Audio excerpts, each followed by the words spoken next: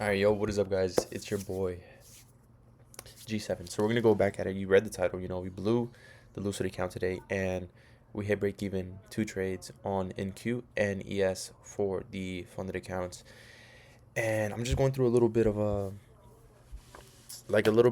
spiral right now. Like, I don't know if I want to use order flow, like in order flow concepts, to my trading. I don't know if I want to add it, because again, cluster charts are cool. Clusters are, like, all these things are cool. Like, they're cool. They're nice. They're nice confluences. But like, to me, like, I'm getting caught up with order flow, and I'm trying to trade it. Just because I see delta and I see bubbles. And I'm not really following the system, the one that I've built, the one that I've created, the one that I've just put in so much work for. And during these market conditions too, like, it isn't presenting itself as much. But here were the trades I took on the Lucid account that I blew the account on. I was going long, long, short. Yeah, so took a long, then we got stopped out. We took a short, we got stopped out, and then we took another short, we got stopped out. And then we took a long, we got stopped out. Took another long, we got stopped out. Took a short, we got stopped out. Took a long, we got stopped out. And again, I'm all over the place here. But took longs off of that 2 minute IPG, which I will show you guys right now. And here was the trade that I took for ES right here. So I took another trade before this. Again, I'm breaking my rules, going left and right. I need to really reflect. I need to take a day off. Honestly, I'm probably gonna take the day off today. And I'm really just gonna review, really gonna analyze. But this trade was really, really good. We took a 1 minute change in the state of delivery with the inversion fair value gap and this little order block, which I will show you guys right here. Boom, right here. Here's the order block. I mean the fair value gap, which got inversed, the SIBI, and then also the change in the state of delivery, which again was a very, very key confluence. Of course, there was more to this, but here was the main reasoning for this trade right here. Very, very beautiful trade.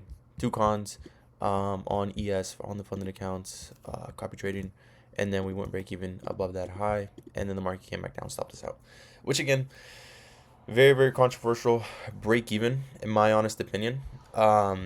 I don't even know if it really tapped break even. I think I just went break even just due to fear, if I'm being truly honest. Because then, as you can see here later on, the market, it just started to continue to go up and eventually reach our target, which was a 1-to-1. So this would have gave us a winning day and more, reaching our standard deviation target right here. Let's go right here, do this, reaching our standard deviation target right there, for a 1-to-2, which would have. And again, I'm just way too focused on the rewards, way too focused on the P&L. I need to go for a run right now and really just clear my mind. I need to really clear my mind on trading, especially with the funded accounts. I feel like I'm putting way too much pressure on myself. I'm trying to change the system. I'm trying to do this and that. I'm trying to elevate. I'm trying to make it better, this and that. But I feel like it's not really like it peaked, but I feel like we just need to continue to get better and master it. I think we need to collect more data. It's still, a very small sample size. We're barely on the 4th month of the year, and that's really my 5th month using this system. So again, in terms of the 6 months that I've been using it, I've found that it is profitable. It is profitable. It's me, the one that's using it, that's not profitable. Majority of the time, whenever I blow an account or I lose a trade, 9 times out of 10, it's me, the one that's making the error. So that was the first trade, or the second trade, I mean, and then this was the first trade on the account. So again, here was another trade. We took a 2 minute short off of this right here. No, 3 minute short off of these lows right here. The market was inversing this. I liked it. It was clean. It was nice. It was sweet to these lows right here. And then the market just never went down there. So we got stopped out at break even, which is perfectly fine. 06707 right around right here. We were targeting right here, and then we got stopped at break even. Again, 5 cons, or maybe we had 7 cons actually, so it was a little bit of a tighter stop, so like around there. Very close to meeting our objective, so that is something like this, 35 points around there. And again, I'm just trying to aim for winning days. I'm trying to collect winning days, but I'm coming to the realization that instead of aiming for those winning days, we need to be aiming for high quality setups and just taking high quality setups. And the winning days will come. The P&L will go up. We'll get that max payout or that large payout that we're aiming for. But again, it's just consistency and being disciplined in terms of following the system, and that's really it. For the ES trade, I think that was the best trade for today. Again, since we're bullish. And we also had this 5 minute, inversion. Of course, it didn't hold all the way. That's kind of the issue too, where I was a little bit more skeptical since we did close below it. I wish we would have closed above it, even though the wicks could do damage. The body's got it, respected, and the bodies here did not respect it.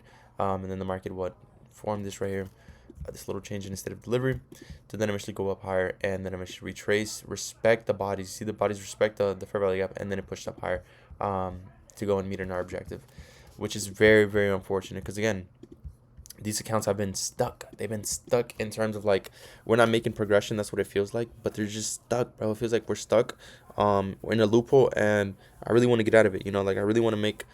At this rate, I'm probably not gonna make any sort of bread for this month, which is gonna like not really piss me off, but it's gonna just like make me feel some type of way. Because again, we're on the 15th.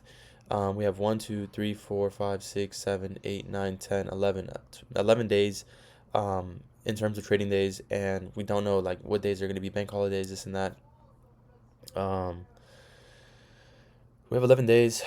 All we need is 5 winning days, or 4 winning days since we already got 5. But even then, like if we do get 4 winning days and they're all just 1R, that's not gonna get us to the balance we want. I want at least a 6R balance, and we're not nowhere near that. So if we go down here, we go to a calculator. So calc. Lucid account is gone. I won't lie, it got cooked.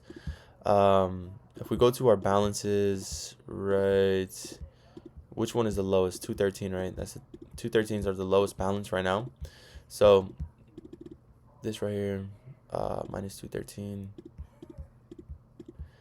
and then you divide this by 4 winning days. We're gonna have to at least be hitting 1 to 1.5 every single trade. 2.278, so 2787 is what we have to make. So yeah, really we go right here. And again, I don't know why I'm focused on the dollar amount. I guess because I'm just like really wanting that payout. That I'm just like so focused on the dollar amount. Like I've never had this many accounts, this and that, blah blah blah. But either way, like it doesn't matter if I never had this many accounts, or if I'm trying to aim for this amount of payout. Like it should be, again, the objective always should be focus on the trades, focus on your system, and focus on executing. That is the most important part of trading. And in terms of like reviewing my playbook, reviewing my lesson log, reviewing, the trades that I've taken, if I'm being real, like I only do it on, the weekend. Only do it like on the weekend. I should be doing this every single day. I should build a habit of reviewing my playbook every day, reviewing my lesson log every single day, and trying to find the hindsight trade of the day. Those 3 should be my main key habits every single day. One should be 15 minutes, like reviewing the playbook should be 15, lesson log should be another 15, and then the hindsight trade should be whatever, like if we don't really see a system trade, or if we walk away and we don't take a trade, we look for the best trade for that day. And if it doesn't, follow the system, we still, journal it, but we don't put it into the playbook. And that's really it. We just continue to experiment, continue to analyze. But yeah, this is, even then, like I was aiming for a 4K balance. How much is this right here? So yeah, and if you divide that by 500, in terms of R, you need 7.5 R. You need 7.5 R, and if you want 7.5 R, let's do 7.6 R in 4 trades. You're gonna, no, not times it. 7.6 R, divide that by 4 trades. You're gonna need close to 2 R per single trade, bro. If I have to make 2 R in 4 trades back to back, boom, boom, boom, boom, boom, to then reach that 4K balance. But if I give myself like 6 trades, watch. If I give myself 6 trades, we need 1.2 R. So like even then, like not really chasing that payout, and not really chasing like the dollar amount, Of course I want to hit my first 5-figure month, but I'm not going to be able to do that if I'm over here worried about the P&L, and then in the back of my mind I'm also thinking like, bro, just take the the 6R. I think the 6R is more objectively is more smarter. If we just take the 6R and we reinvest that, um, I think that's just more smart.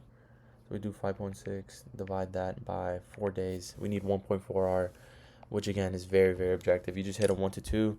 You hit a 1 to 2, that's 2R. And then you need 3 more trades. You hit, 3R. That's it. That's really it. And then like 1 to 1.5. So, that's really it. Just going to lock all these out, honestly. They're already locked out, but just to make sure for you guys,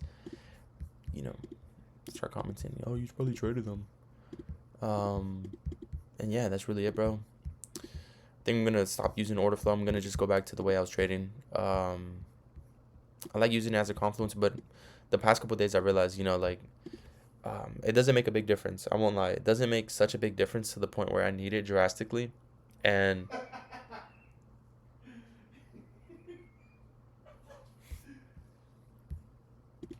but yeah, I'm just gonna aim for those winning days.